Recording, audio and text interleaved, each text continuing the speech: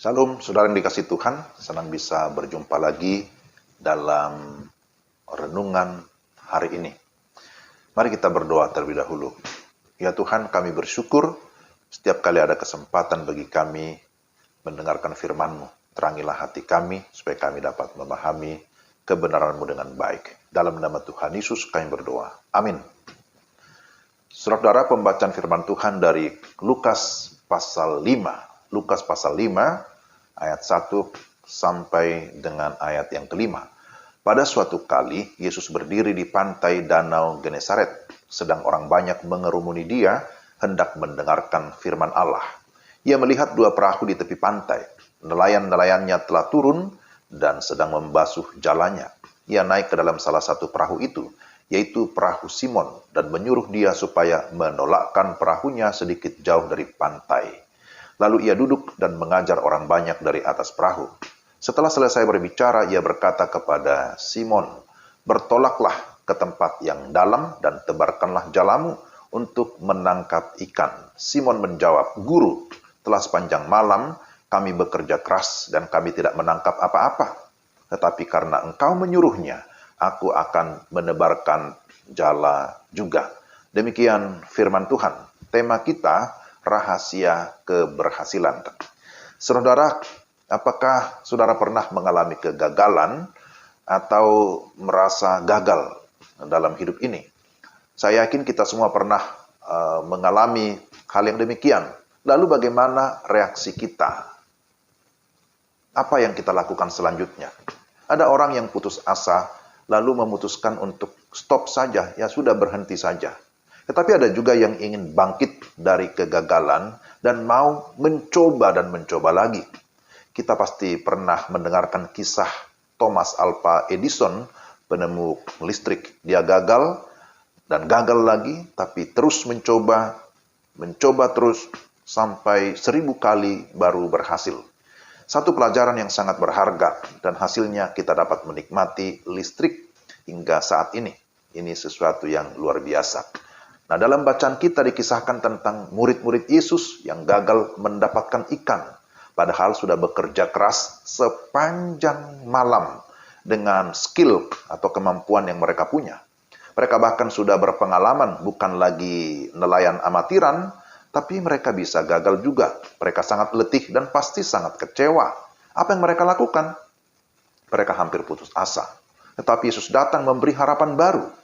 Yesus naik ke perahu Simon dan mengajar banyak orang dari atas perahu itu. Kemudian setelah itu, Yesus mengajak Petrus dan teman-temannya untuk bertindak. Dan akhirnya mereka pun berhasil secara ajaib. Nah, pertanyaannya, apa yang merupakan prinsip keberhasilan mereka? Pertama, bahwa mereka mengalami hadirat Allah yang khusus. Dalam Lukas 5 ayat 3 disebutkan bahwa Yesus ada bersama-sama dengan mereka. Pelajaran yang penting di sini adalah bahwa hadirat Kristus atau keterlibatan Kristus menghasilkan perbedaan yang besar. Mereka tidak menjala sendirian, tapi mereka sedang bersama-sama dengan Tuhan. Bagaimana kita dapat mengalami hadirat Tuhan?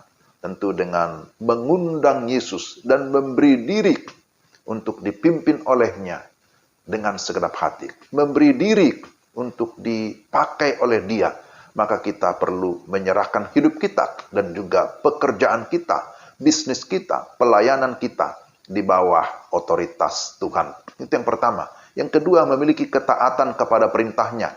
Dalam Lukas 5 ayat yang keempat, ia berkata kepada Simon, "Bertolaklah ke tempat yang dalam, kemudian tebarkanlah jalamu untuk menangkap ikan." Saudara, kita harus bekerja sama dengan Allah dalam hidup kita. Kita memberitahu, Yesus memberitahu murid-murid kemana harus menjala, kapan harus melemparkan jala, dan bagaimana harus menjala. Jika Allah menuntun langkah kita, maka kita pasti tidak akan gagal. Ada ungkapan yang berbunyi bahwa Allah tidak pernah mensponsori kegagalan, tidak pernah merancang kegagalan dalam hidup kita. Tapi hal yang penting adalah bahwa Petrus mau taat. Dia tidak membantah. Dia tidak berbantah-bantahan, tidak ngomel ketika Tuhan memberikan perintah dia hanya mau taat melakukan apa yang diperintahkan. Kebanyakan kita mengalami kegagalan karena kita sering meragukan Tuhan. Kita sering berbantah, kita sering mengeluh terlebih dahulu. Padahal yang dibutuhkan dari kita adalah ketaatan akan perintah Tuhan. Dan yang ketiga, mengharapkan Allah untuk bertindak. Dalam Lukas 5 ayat 5, Petrus berkata, "Karena engkau menyuruhnya, aku akan menebarkan jala juga." Artinya, di dalamnya ada harapan, ada pengharapan. Petrus mengharapkan Allah bertindak ketika dia menaati apa yang diperintahkan. Bahwa Allah dapat bertindak melampaui segala pengalaman kita manusia, melampaui segala pengetahuan kita, melampaui keahlian kita, bahkan melampaui hukum alam. Dan benar, mereka pun menangkap ikan yang banyak. Perhatikan ayat yang ke-6. Melampaui apa yang mereka perkirakan. Sungguh luar biasa. Dan hal itu meneguhkan iman para murid yang sedang dipersiapkan menjadi penjala manusia. Saudara, apakah saudara ingin berhasil? Ya pasti. Apakah saudara ingin bangkit dari kegagalan? Pasti. Semua kita ingin bangkit, semua kita ingin berhasil. Memang tidak semudah membalik telapak tangan. Bukan juga simsalabim, bukan juga abrakadabra. Tidak ya. Tapi firman Tuhan hari ini mengajarkan kita bahwa kegagalan tidak boleh menghentikan langkah kita. Kesulitan pasti ada, tapi mari kita melihat kesulitan menjadi peluang untuk kita bisa membuka diri di hadapan Tuhan. Kita mau tuntunan Tuhan. Kita membutuhkan firman-Nya, kita membutuhkan arahannya. Dan kita percaya ketika Tuhan memberikan perintah kita menaati, maka janji Tuhan, Dia tidak akan membiarkan kita mengalami kejatuhan, apalagi sampai jatuh tergeletak. Janjinya tidak hanya berlaku kepada Petrus dan murid-murid pada masa dahulu, tetapi bagi kita semua anak-anaknya. Mari kita terus mencoba dan berjuang dalam hidup ini untuk terus hidup mengandalkan Tuhan. Jangan pernah menyerah, karena kita tahu Yesus sanggup, Tuhan sanggup membuat perbedaan yang signifikan di dalam kehidupan kita. Mari kita berdoa. Tuhan, terima kasih untuk firman-Mu, kiranya Roh Kudus menolong kami supaya kami dapat mengaminkan dan juga mengimani serta menerapkan firman-Mu dalam hidup kami tiap-tiap hari. Dalam nama Tuhan Yesus kami sudah berdoa dan bersyukur. Amin.